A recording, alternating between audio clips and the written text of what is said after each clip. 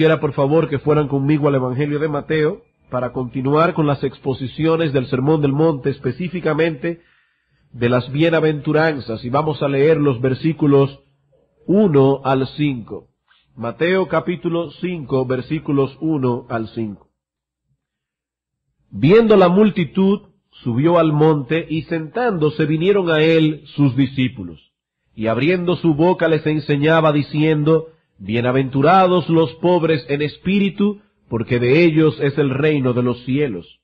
Bienaventurados los que lloran, porque ellos recibirán consolación. Bienaventurados los mansos, porque ellos recibirán la tierra por heredad. Como hemos visto hasta ahora, cada una de las bienaventuranzas es un ataque frontal contra el pensamiento del mundo. Y la tercera bienaventuranza no es una excepción. El mundo considera la mansedumbre como una señal de debilidad. Se supone que si una persona es mansa, gentil, considerada, no podrá llegar muy lejos en esta vida, porque este mundo no está hecho para personas así. Sin embargo, Cristo dice que los mansos son bienaventurados, porque de ellos y solo de ellos es la tierra. Ellos recibirán la tierra por heredad. Así que los verdaderos conquistadores de este mundo, de acuerdo al pensamiento de Cristo, serán en realidad los mansos. Así que una vez más nos enfrentamos, hermanos, a dos ideas totalmente opuestas. Una vez más comprobamos que existe un antagonismo irreconciliable entre el pensamiento del mundo y el pensamiento de Cristo.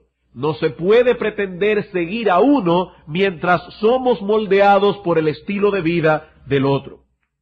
Debo decir que este antagonismo no siempre se presentará en una forma franca y abierta. Muchas veces nos topamos con personas que nos hablan maravillas de las enseñanzas del Sermón del Monte. Pero si pudiésemos penetrar en la intimidad de sus almas, probablemente descubriremos en ellos lo mismo que el profeta Malaquías descubrió. En Malaquías capítulo 3, versículos 13 al 15, encontramos una radiografía de lo que mucha de esta gente piensa. Dice el profeta, hablando en nombre de Dios: vuestras palabras contra mí han sido violentas, dice Jehová. Y dijisteis: ¿y qué hemos hablado contra ti? Ellos no sabían qué habían hablado contra Dios. Habéis dicho: por demás es servir a Dios. ¿Qué aprovecha que guardemos su ley y que andemos afligidos en presencia de Jehová de los ejércitos? Decimos pues ahora: bienaventurados son los soberbios. Y los que hacen impiedad no solo son prosperados, sino que tentaron a Dios y escaparon. ¿Quiénes son prosperados según el mundo? Dice el profeta: los que hacen impiedad, los hombres y mujeres que no temen a Dios. Por tanto, bienaventurados los soberbios, dice el mundo, porque ellos y solo ellos verán materializados sus deseos. Bienaventurados los que tienen 2 libros de contabilidad para engañar al fisco. Bienaventurados los que pueden pasar sus mercancías por la aduana sin pagar impuestos. Bienaventurados los que hacen negocio con un cuchillo entre los dientes, porque son unos leones, porque de ellos y solo de ellos será la tierra.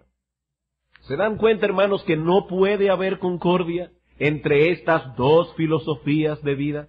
Son cosas irreconciliables. Mientras el mundo se regocija en secreto y en ocasiones abiertamente en el orgullo y la soberbia, Cristo y su pueblo exaltan la mansedumbre. Ahora bien, ¿qué significa realmente la mansedumbre?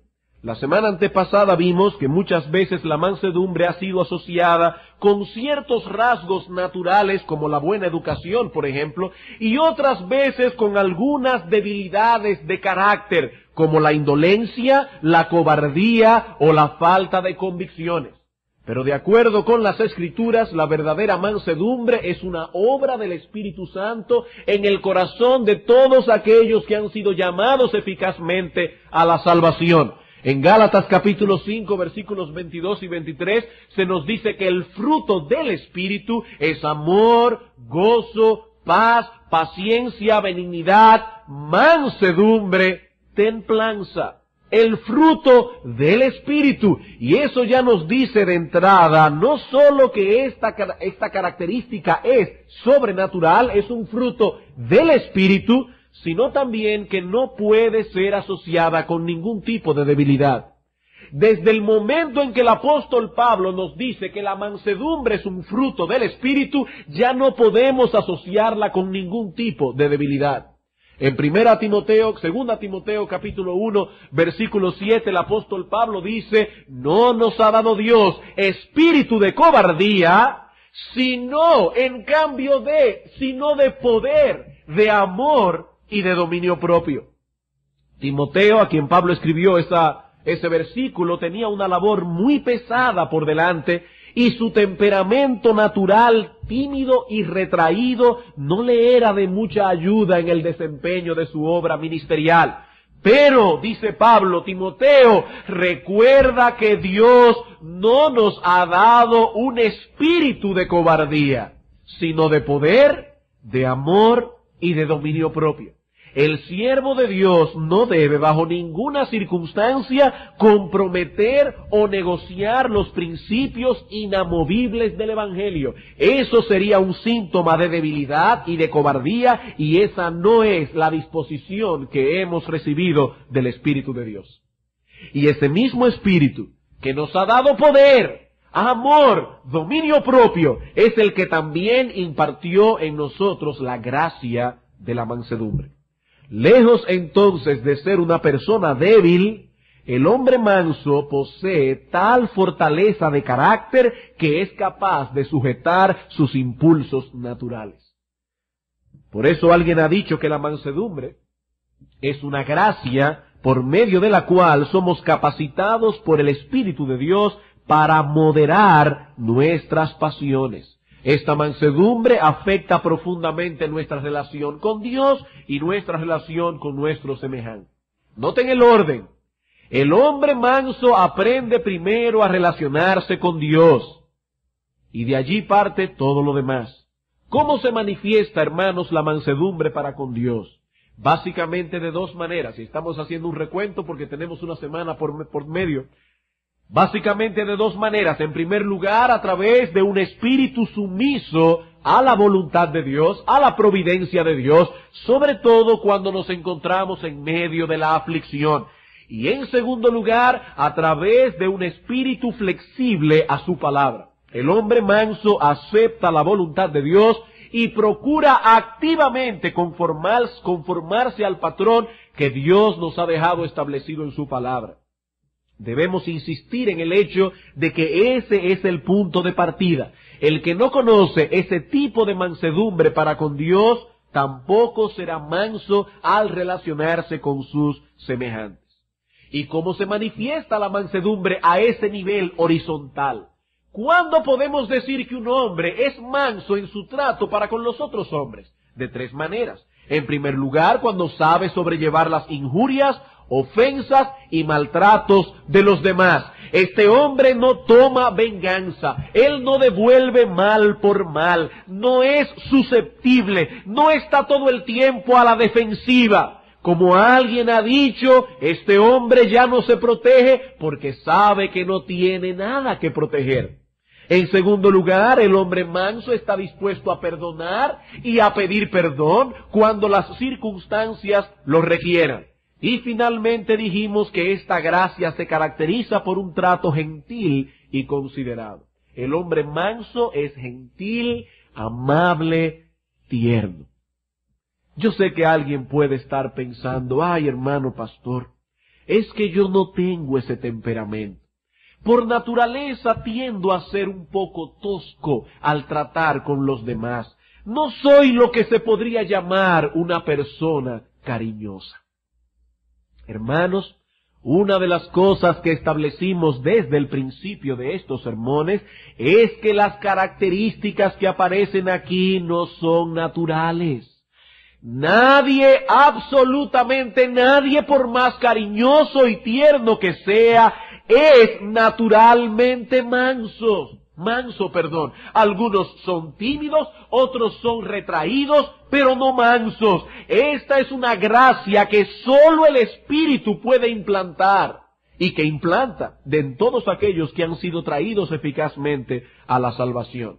El Señor nos dice que todo comienza con la pobreza en espíritu. El pecador se ve a sí mismo tal como es, como un miserable, carente de todo mérito propio, y eso lo lleva de la mano a lamentar por su condición. Por eso Cristo dice, bienaventurados los pobres en espíritu, bienaventurados los que lloran. ¿Y por qué lloran estos hombres? Porque son pobres en espíritu. Ellos lloran su pecado, ellos lloran su condición espiritual delante de Dios, ellos lloran su miseria. Y a los que han aprendido a llorar así, Cristo les promete que serán consolados. Serán consolados, recibirán la buena noticia que Dios ha provisto en abundancia lo que a ellos les hace falta. Y al escuchar esa buena noticia, aceptarán sin objeción la provisión que Dios ha hecho. Con una fe sencilla y humilde, aceptarán el método de Dios para salvar las almas. No van a tratar de establecer su propio método. Aceptarán con una fe sencilla y abierta el método de Dios. Hermanos, amigos, eso es mansedumbre. Cuando un hombre está dispuesto a deponer toda objeción a la palabra de Dios, cuando puede orar como Cristo oró en el huerto de Getsemaní, que no sea como yo quiero, sino como tú, entonces esta persona ha comenzado a gustar, ha comenzado a saborear esta bienaventuranza. No confío más en mí, oh Dios, he conocido lo que soy y sé que no debo confiar más en mí. Pero sé que puedo confiar enteramente en Cristo y lo acepto tal cual se nos revela en tu palabra, como el sacerdote que murió por mis pecados y ahora intercede por mí ante Dios, como el profeta que ha de enseñarme tu voluntad y como el rey que ha de sujetar mis pasiones y deseos. Ese es el ABC de la mansedumbre cristiana. Ahora bien, esta gracia, al igual que todas las demás, es susceptible a crecimiento y desarrollo. El apóstol Pedro nos dice en su segunda carta, creced en la gracia. Y la mansedumbre es una gracia. Creced en la gracia. Así que todo cristiano es manso, pero todo cristiano debe crecer en mansedumbre. Y fue precisamente en ese punto donde nos quedamos en nuestro sermón anterior. ¿Recuerdan? ¿Cómo podemos desarrollar esta virtud? Y la semana antepasada no tuvimos tiempo para ver más que un solo consejo práctico. ¿Cuál fue ese consejo? Considera el alto valor de la mansedumbre. ¿Cuál es nuestro primer consejo práctico para poder desarrollar esta gracia? Considera el alto valor de la mansedumbre. El primer paso para desarrollar esta virtud es concederle el valor que Dios le da. El apóstol Pedro nos dice en su primera carta, en el capítulo 3, que la mansedumbre es una joya de inapreciable valor a los ojos de Dios. La mansedumbre es el ornamento, el adorno que hace atractivo al cristiano. Y cuando veamos la mansedumbre bajo esta perspectiva, nos afanaremos y esforzaremos por obtenerla. ¿Recuerdan ustedes, hermanos, aquella parábola de Cristo de un hombre que encontró un tesoro en un campo? ¿Qué hizo aquel hombre cuando encontró ese tesoro? Cristo nos dice que vendió todo lo que tenía, para poder adquirir ese campo. Este hombre sabía que estaba haciendo un buen negocio. Otras personas quizás pensaban que estaba cometiendo una locura, pero él sabía perfectamente que allí había algo de mucho valor. Hermanos, la mansedumbre es una joya de inapreciable valor que Dios ha puesto a nuestro alcance si somos realmente cristianos.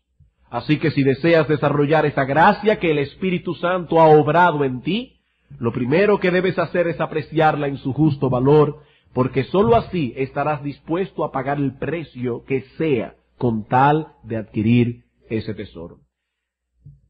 Bien, vamos a entrar ahora a nuestro segundo consejo práctico. Son 7. Y yo trataré de darlos todos en esta mañana. Ya vimos el primero, veamos ahora el segundo.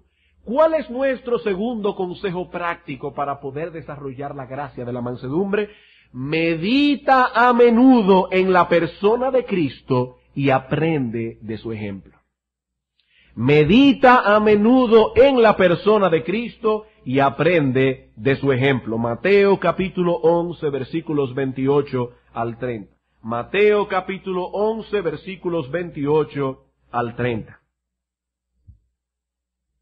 Un texto muy conocido.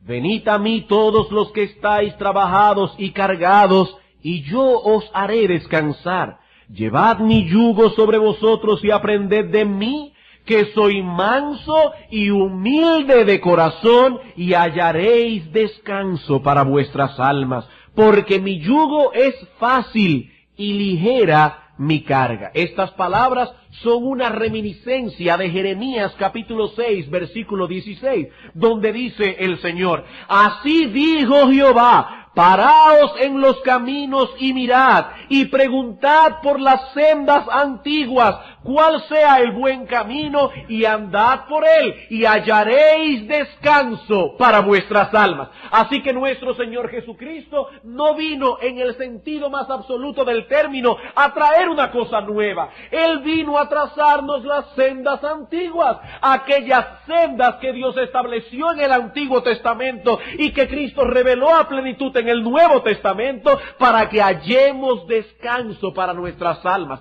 No hay contradicción, no hay antagonismo entre el Antiguo Testamento y el Nuevo Testamento. Él es el profeta, el Dios encarnado, que vino a revelarnos cuáles son esas sendas que nos guiarán seguros a la paz que tanto ansía nuestra alma. El Señor aquí nos invita a venir a Él, por cuanto Él es manso y humilde de corazón, y nos asegura que aprendiendo de Él hallaremos descanso. Ahora bien, este texto encierra dos enseñanzas que, aunque distintas, se complementan la una a la otra. Por un lado, vemos aquí el contenido de la lección que Cristo enseñará a todos aquellos que vayan a Él. ¿Cuál es el contenido? ¿Cuál es el currículum de la escuela de Cristo? ¿Qué aprenderán todos aquellos que se matriculen en esa enfermedad? Aprenderán una de las lecciones más difíciles que se puede aprender en este mundo caído: cómo ser mansos y humildes de corazón. El Señor dice: vengan a mí, yo les voy a enseñar. He ahí la materia primordial que se enseña en mi escuela: cómo ser manso y humilde de corazón. Pero por otro lado también tenemos aquí unas palabras de recomendación del maestro de esta escuela. Cuando usted quiere ingresar a alguna academia, alguna universidad, alguna escuela, y usted quiere tomar esto en serio, usted acude a la recepción de la escuela y pide información. Usted quiere saber quiénes son los profesores. Usted quiere saber cuáles son sus cualificaciones. ¿Dónde hizo su PhD o su maestría o esto o aquello? Usted quiere estar seguro de que esos maestros están calificados para enseñar la materia que ellos ofrecen. Bueno, aquí en nuestro texto, Cristo no solamente dice cuál es la lección que él habrá de enseñar, sino que dice cuáles son sus cualificaciones. Dice: vengan, yo puedo enseñarles, y verán que no es tan duro aprender de mí, porque soy manso y humilde de corazón. El carácter tierno y amoroso de Cristo debe ser un incentivo para nosotros acercarnos a Él en arrepentimiento y fe. Aprended de mí, dice el Señor. Es agradable y deleitoso tomar lecciones en mi escuela, porque soy un maestro paciente. Aún en aquellos momentos cuando Él tiene que aplicarnos algún tipo de disciplina, sabemos que no será antojadiza, no será desmedida, ni será aplicada con rudeza. Por eso Él dice: llevad mi yugo, porque mi yugo es fácil de llevar. Hermanos, con cuánta paciencia instruyó Cristo a sus discípulos. Cuántas veces tuvo que tolerar sus debilidades, sus malos entendidos, sus pecados de orgullo, aún su insensibilidad. La insensibilidad de los discípulos. Unas horas antes de su muerte estaban discutiendo quién de ellos sería el mayor en el reino de los cielos. Y a pesar de que Cristo les reveló la profunda tristeza que embargaba su alma en Getsemaní, aún así no pudieron permanecer despiertos para acompañarles en su dolor. Cristo fue sin duda alguna no sólo el maestro que con más eficacia instruyó a sus alumnos, sino también el más paciente de todos los maestros que han existido y existirán. Pero precisamente por ser Él como es, ¿qué otra cosa aprenderán sus discípulos al exponerse a sus enseñanzas que no sea a reaccionar con humildad y mansedumbre ante cualquier circunstancia de la vida? Aprended de mí, dice el Señor. ¿Y qué cosa aprenderemos de ti? A ser mansos y humildes de corazón. Existe un principio de asociación por medio del cual somos moldeados por aquellos con quienes nos relacionamos más íntimamente. Todos aquellos que viven cerca de Cristo manifiestan un crecimiento constante en la humildad y en la mansedumbre. Hermanos, ¿por qué algunas personas son más mansas y más humildes que otras?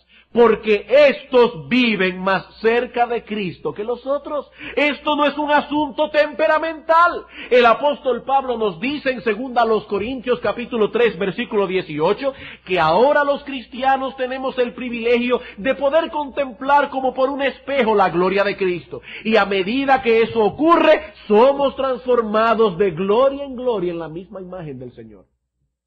Philip Hughes, un comentarista hablando de este texto, dice lo siguiente: el efecto de mirar continuamente es que estamos siendo continuamente transformados en la misma imagen, esto es, en la semejanza de Cristo. Y luego Philip Hughes explica que en estos momentos lo contemplamos con los ojos de la fe, como si fuese a través de un espejo. Y así será hasta que su gloria sea revelada a plenitud. Pero entonces, dice este autor, cuando Él aparezca, le veremos cara a cara. ¿Y qué sucederá, hermanos, cuando veamos a Cristo cara a cara? Que nuestra transformación en su imagen será completada. Así escribe el apóstol Juan: cuando Él se manifieste, seremos semejantes a Él, porque le veremos tal como Él es. Primera de Juan 3:2, termina la cita. Así que nuestra transformación en la semejanza de Cristo depende directamente de que contemplemos a Cristo. Mientras más contemplemos a Cristo, más rápido seremos transformados de gloria en gloria a su imagen. Alguien dirá: pero pastor, ¿cómo podemos nosotros hoy contemplar a Cristo si Él no está físicamente con nosotros? ¿Acaso está usted diciendo que algunos cristianos tienen alguna visión profética o una visión en sueños acerca de la persona de Cristo? No, no es eso lo que estamos diciendo. Es cierto que Cristo no está corporalmente con nosotros, pero tenemos los evangelios. Y en ellos podemos contemplar la manera como el Señor se comportó en diferentes circunstancias. ¿Deseas crecer en mansedumbre? Acude a menudo a los evangelios. Estudia la vida de Cristo y luego medita en ello continuamente. Recuerda que verdad que no es meditada, verdad que no será asimilada. La meditación es el aparato digestivo del alma. ¿Por qué algunas personas leen la Escritura y no les aprovecha? Porque no meditan en lo que leen. El leer la Escritura es como comer, pero la meditación es el aparato digestivo del alma. Medita en la paciencia con que Cristo instruyó a sus discípulos, en su longanimidad al encarar los ataques de sus enemigos, cómo se dirigió a la cruz sin protestar, porque deseaba la voluntad de Dios más que su comodidad. Aún medita, hermano, y muy a menudo, la paciencia y la ternura con que Cristo trata con tus pecados y debilidades, con los tuyos, no solamente con los de los apóstoles. Qué paciente es Cristo contigo, qué tierno es, cómo te instruye, cómo te guía, cómo soporta tu orgullo, cómo soporta tus pecados. Y verás que a medida que meditas en ello, serás manso para con los demás. Sobre todo digo esto a los padres que a veces nos desesperamos un poco tratando con nuestros hijos. Hermano, medita la paciencia con que Cristo te instruye. Medita en eso, a menudo. Y muy pronto percibirás el efecto que esto ha de tener en tu vida. A medida que te expongas a la contemplación de Cristo, en esa misma medida crecerás a su semejanza. Todo el que viene a Él, aprende de Él. Y una de las materias más importantes de su currículum es esta: cómo ser manso y humilde de corazón. ¿Cómo sabemos entonces que un creyente está caminando cerca de Cristo? ¿Porque viene a todos los cultos? ¿Porque predica mucho el Evangelio? ¿Porque conoce mucha teología? ¿Porque sabe muchos versículos de memoria? No.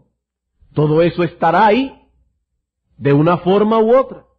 Pero sabremos que esa persona está caminando cerca de Cristo cuando sea notorio su crecimiento en humildad y mansedumbre. No olvides que esto no tiene nada que ver con el temperamento natural.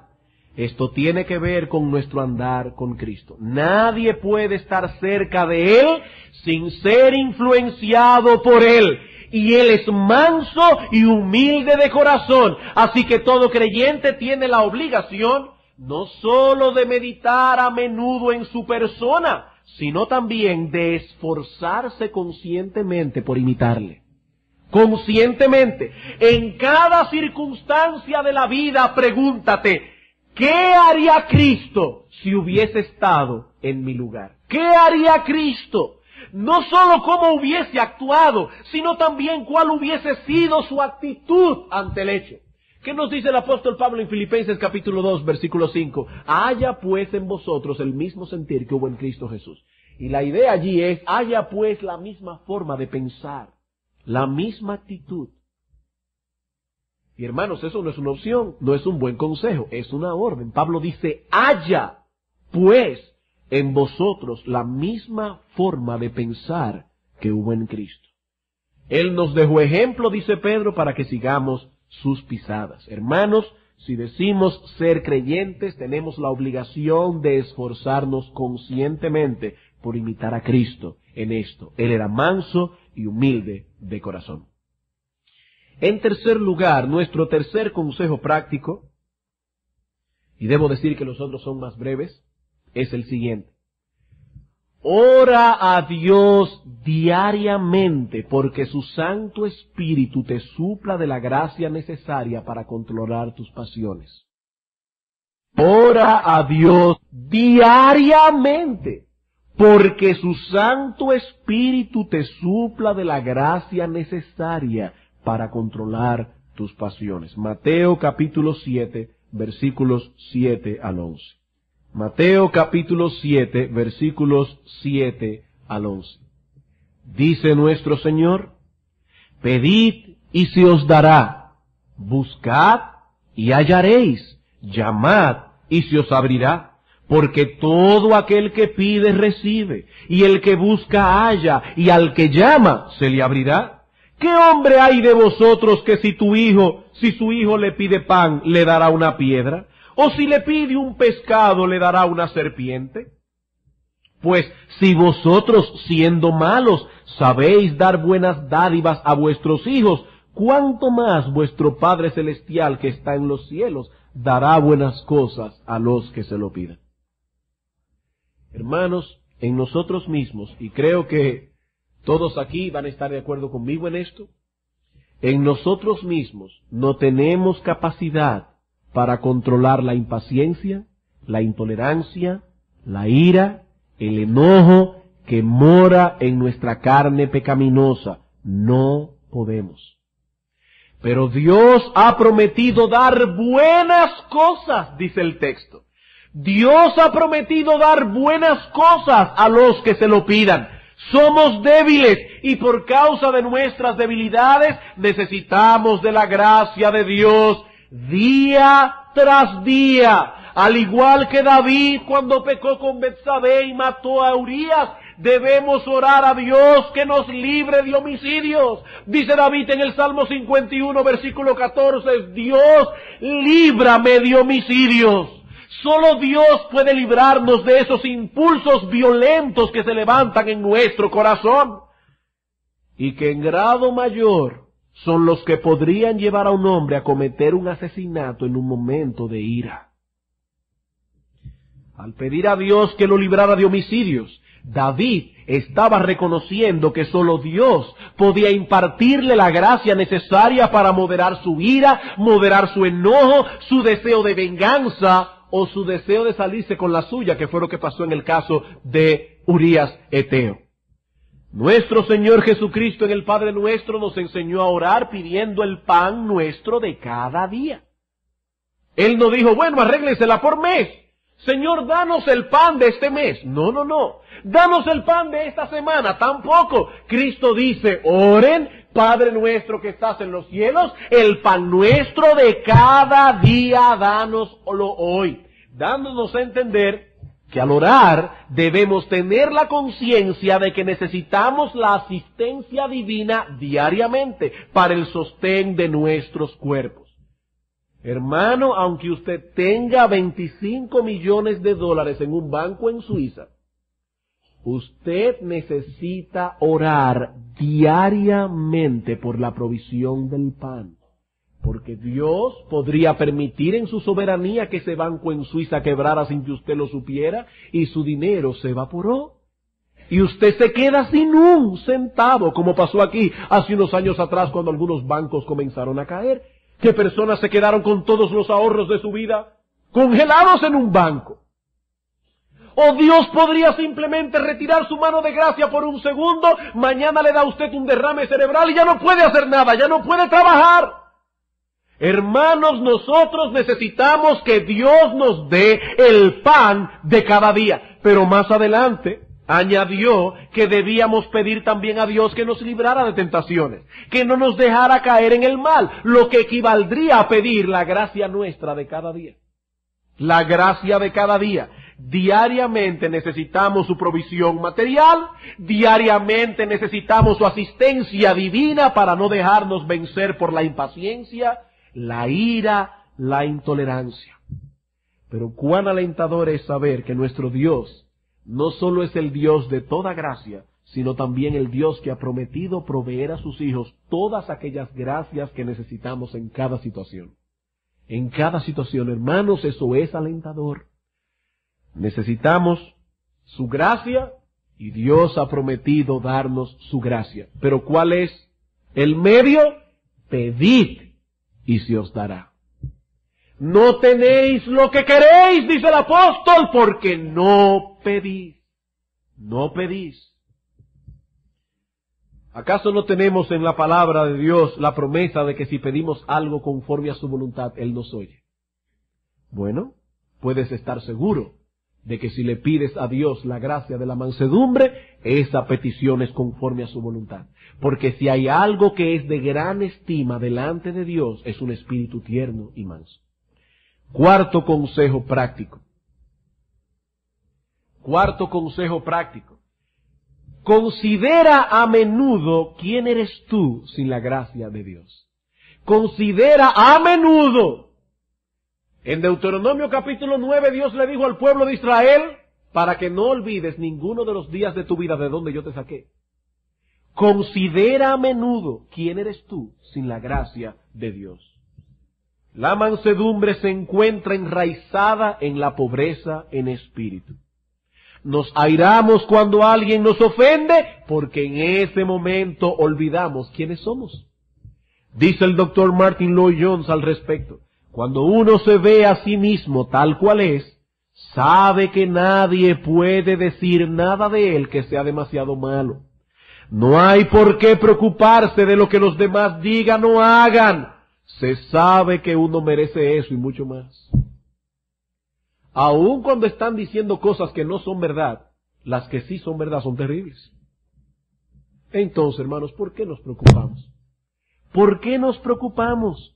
Como dice este hombre, cuando uno se ve a sí mismo tal cual es, sabe que nadie puede decir nada de él que sea demasiado malo. Nadie. Hermanos, vez tras vez debemos preguntarnos quiénes somos. ¿Quiénes somos? Si la gracia de Dios no nos hubiese socorrido, ¿dónde estaríamos hoy? Y si somos lo que somos por la gracia de Dios, ¿por qué defendemos tanto el yo en vez de dedicarnos a defender la gracia? Es la gracia la que debemos defender, no al yo. Así que cuando alguien te hiera, te ofenda, te maltrate, lleva tu pensamiento de inmediato a la presencia de Dios. Señor, esta persona ha pecado contra mí. Señor, esta persona me ha ofendido. Señor, esta persona me ha maltratado y me sigue maltratando, pero eso realmente no es importante. Inmediatamente lleva eso a la presencia de Dios. Señor, eso no es importante. El problema real de esa persona es que ha pecado contra ti, y eso es lo único que realmente importa. Cuando David fue delante de Dios a confesar su pecado, dijo claramente: Señor, contra ti solo he pecado y he hecho lo malo delante de tus ojos. Dios, yo pequé contra ti. Y cuando un creyente en medio de la ofensa piensa de ese modo, inmediatamente ve a su ofensor como un miserable que necesita ayuda y no como un enemigo al que debemos atacar. ¿Quieres ser manso? Recuerda a menudo quién eres tú sin la gracia de Dios. Quinto consejo práctico: dedícate a cultivar el contentamiento cristiano. ¿Quieres ser manso? Dedícate a cultivar el contentamiento cristiano, porque el contentamiento y la mansedumbre son dos gracias que caminan de la mano. Dos gracias paralelas, donde una está presente, la otra también lo está. El hombre manso es aquel que puede decir como el apóstol Pablo: yo he aprendido a contentarme, Filipenses 4:11, yo he aprendido a contentarme cualquiera que sea mi situación. Solo el contentamiento cristiano puede darnos la quietud de espíritu necesaria para moderar nuestras pasiones. Mientras los otros se quejan porque le falta esto, porque le falta aquello, porque necesita un empleo mejor, porque necesita más ropa, porque necesita un carro nuevo, porque quiere una casa propia, y se queja porque dice: la vida se ha sido injusta conmigo. El hombre manso se sorprende de que Dios haya sido tan generoso. Él sabe que lo único que merece es el infierno. Todo lo demás viene de pura gracia. Y cuando un creyente aprecia lo que tiene de ese modo y se goza en ello, ya no hay lugar para un espíritu quejumbroso y descontento. Nehemías resumió todo eso en una sola frase que debe ser tema de meditación constante para todo hijo de Dios. Nehemías 8:10. No os entristezcáis, porque el gozo del Señor es vuestra fortaleza. No os entristezcáis. El gozo que proviene del Señor. No de las cosas de este mundo, no de tener un carro más grande, no de tener un empleo mejor, no de tener buena salud, no de no tener problemas económicos. El gozo que proviene de las cosas que el Señor hace por nosotros. ¿Y cuáles son esas cosas? El gozo de saber que todos nuestros pecados han sido perdonados. El gozo de saber que tenemos libre acceso al trono de la gracia. De saber que el Dios soberano del universo nos ha escogido para salvación desde antes de la fundación del mundo. De que nuestra ciudadanía está en los cielos. De que somos coherederos con Cristo. Ese gozo es nuestra fortaleza. Esa es nuestra muralla, hermanos. Ese gozo es el sistema inmunológico del alma. ¿Saben para qué sirve el sistema inmunológico? Cuando un virus quiere atacarnos, inmediatamente el sistema inmunológico se pone en funcionamiento para enviar aquellas cosas del organismo que pueden frenar el avance de ese virus. Nosotros también somos atacados todo el tiempo por el descontento, por la codicia, por la ambición, por la inquietud de espíritu, por el espíritu quejumbroso. El gozo del Señor es nuestra fortaleza. El gozo del Señor es nuestro aparato y nuestro sistema, inmunológico. La queja y el descontento no tienen cabida en un corazón que medita a menudo en estas cosas. Y donde no hay un espíritu quejumbroso y descontento, allí puede crecer el árbol de la mansedumbre. Porque ese árbol no se da en todo tipo de terreno. Es un árbol muy delicado. Solamente crece en el terreno del contentamiento cristiano. ¿Quieres ser manso? Dedícate a cultivar el contentamiento cristiano. Sexto consejo práctico. Sexto consejo. Ponte en guardia. Si quieres ser manso, ponte en guardia ante las primeras manifestaciones de ira que se levanten en tu corazón. Ponte en guardia ante las primeras manifestaciones de ira que se levanten en tu corazón. Hermano, ¿qué haría usted si se da cuenta que en la cocina de su casa ha comenzado un pequeño fuego? Un pequeño fuego. Pequeñito, pequeñito. ¿Permanecería usted quieto y tranquilo hasta esperar que el fuego alcance proporciones mayores? Porque es un pequeño fuego. ¿Eso es lo que usted haría? Bueno, yo pienso que todo hombre sensato apagaría el fuego inmediatamente, por más pequeño que sea, porque muchos incendios de grandes proporciones comenzaron con un pequeño fuego. Si se hubiese descubierto a tiempo la pequeña llama, hubiese sido tan fácil evitar el desastre. Y lo mismo podemos decir de la ira. Lo mismo. Tan pronto notemos que una pequeñita llama de enojo se ha encendido en nuestra alma, tratemos con ella aplicando rápidamente los principios contenidos en la palabra de Dios. Les aseguro que muchos de nuestros problemas no pasarían de ser pequeños inconvenientes o inconvenientes sin importancia si tomáramos en serio este consejo. Muchos de nuestros problemas. En la historia de Venecia ocurrió un episodio que ilustra perfectamente esta verdad. Se cuenta que el duque de Florencia tenía 2 hijos, que habiendo salido de cacería juntos comenzaron a discutir acerca de cuál de sus perros había matado a una liebre. Uno decía que su perro lo atrapó primero, el otro decía que no, que había sido el perro suyo. La discusión se fue acalorando y acalorando cada vez más y más, hasta que uno de ellos sacó su espada y mató a su hermano. Pero la historia no termina allí. Dice la historia que el siervo del muerto, al ver que su amo había sido asesinado, sacó su espada y mató al otro hermano. Así que en un solo día el duque de Florencia perdió a sus 2 hijos, y todo por causa de una liebre. De una liebre. Por eso el apóstol Pablo nos advierte en Efesios 4:26 que no debemos permitir que el sol se ponga sobre nuestro enojo. Debemos apagar bíblicamente la llama del enojo desde que percibamos que se ha encendido en nuestro corazón. No importa qué tan pequeña sea la llama. Hermanos, tratemos con el problema ahora. Ahora. Dice Proverbios 17:14 que el que comienza la contienda es como quien suelta las aguas. Deja pues la contienda antes de que se enrede. Antes de que se enrede. Tan pronto se rompe el dique del dominio propio y las aguas de nuestra pasión comienzan a desbordarse, ya no podremos detenerla fácilmente, y es muy probable que esas aguas ocasionen daños que lamentaremos por mucho tiempo.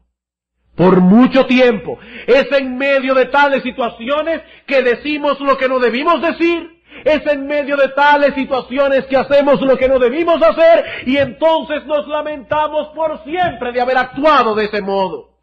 Y dejamos en la otra persona una herida que probablemente no se borrará jamás.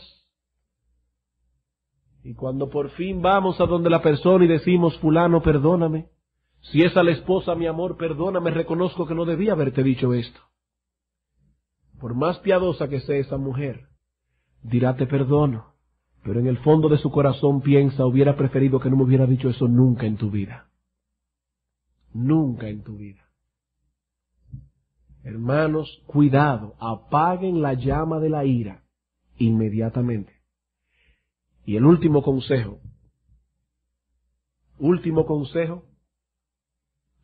en momentos de adversidad o de oposición, que sean pocas tus palabras. En momentos de adversidad o de oposición, que sean pocas tus palabras. Ahora, déjenme dar una nota de balance, como dice nuestro amado pastor Arocha. Este consejo no es opuesto al anterior. Estamos diciendo que sean pocas, no que no sean ningunas. Porque hemos dicho ya que debemos resolver el problema inmediatamente, desde que notamos sus primeros síntomas. Y para resolver el problema, lo primero que tenemos que hacer es hablar. Es hablar. Hay personas que piensan que el problema se va a resolver mordiendo el labio inferior y poniéndose a llorar para que el otro le coja pena. Pero tenemos que hablar, debemos hablar. Pero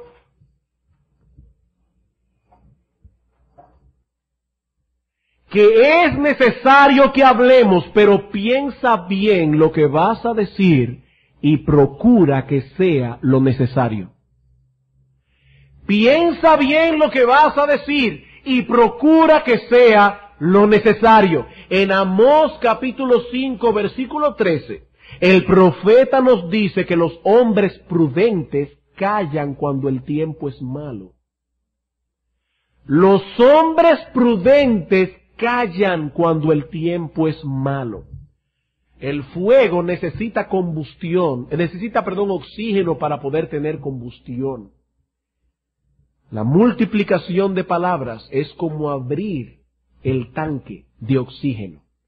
Mientras más abramos la boca, más oxígeno entrará en el corazón y más se avivará la llama que hay en él. Así que no multipliquen palabras innecesarias en medio de un problema, porque serán como un combustible para la ira. Uno se va acalorando a medida que habla, y mientras más habla, más molesto se siente y más airado, y comienza a multiplicar las palabras, y llega un momento cuando hemos perdido por completo el control. Ya no podemos parar. Así que cuidado, hermano. En momentos de adversidad o de oposición, que sean pocas tus palabras. ¿Cómo podemos entonces desarrollar la mansedumbre en nuestra vida? He aquí 7 consejos prácticos. Y no elegí la palabra 7 por ninguna cábala, fue que me dio ese número. 7 consejos prácticos. Primero, considera el alto valor de la mansedumbre. Segundo, medita a menudo en la persona de Cristo y aprende de su ejemplo. Tercero, ora a Dios diariamente porque su Santo Espíritu te supla de la gracia necesaria para controlar tus pasiones. Cuarto, considera a menudo quién eres tú sin la gracia de Dios. Quinto, dedícate a cultivar el contentamiento cristiano. Sexto, ponte en guardia ante las primeras manifestaciones de ira que se levanten en tu corazón. Séptimo, en momentos de adversidad o de oposición, que sean pocas tus palabras. Pero, debo decir aquí que estos consejos no darán resultado si no tenemos primero una obra de regeneración del Espíritu Santo. Estos consejos no son para los inconversos.